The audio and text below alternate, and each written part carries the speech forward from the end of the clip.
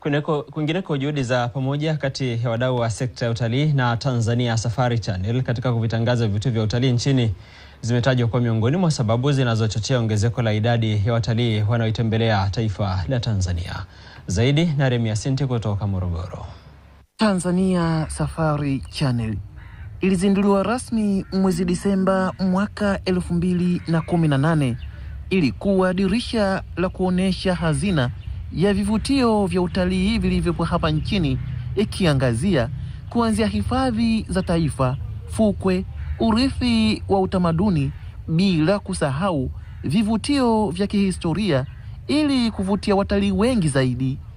Katika majadiliano yetu tumeona kwamba ili channel hii iweze kuendeshwa inahitaji mchango mkubwa kutoka kwa wadau mbalimbali ambao wapo hapa Tanzania, na tumewashauri pamoja na mambo mengine kuhakikisha kwamba inaongeza wigo wa wadau. Kwa manufaa makubwa kabisa ya nchi, tumeweza kwenda kuongelea mambo mbalimbali yanayohusu Tanzania Safari Channel, ikiwemo kuiendeleza Tanzania Safari Channel iweze kufikia malengo yake makuu.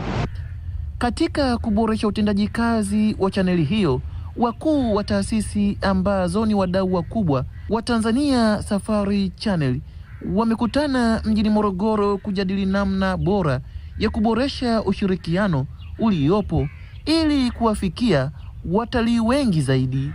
Kwa hiyo tunahakikisha kwamba Tanzania Safari Channel inatengeneza maudhui mazuri, inatengeneza maudhui mbadala wa wanyamapori na wildlife kwa ujumla, lakini inatumia lugha za masoko ambayo tunayalenga.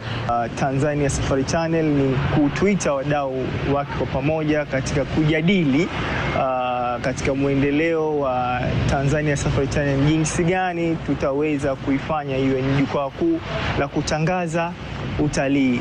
Kwa ni imani yetu Tanzania Safari Channel itatumia hiyo fursa katika kujitangaza, kuhakikisha kwamba watalii wanaongezeka.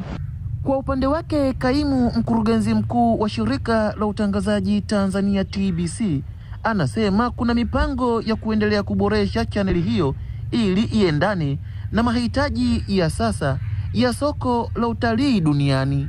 Na hii yote ilikuwa ni sehemu ya kukusanya maoni ya kuboresha mkakati wetu, ili ule mkakati sasa kuweza kuwajumuisha wadau wetu wote wa Safari Channel katika utekelezaji wake, kwa sababu Tanzania Safari Channel ni sehemu na yenyewe kwa ajili ya kupeleka maudhui ya kimkakati ya utalii. Wadau waendelee kuiamini Tanzania Safari Channel kwamba ni chombo cha utangazaji chenye mawanda ya kitalii katika kupeleka utalii. Waendelee kukitumia na waendelee kukishika mkono ili kuweza kufikia malengo yaliyokusudiwa. Remia Sinti, TBC, Morogoro.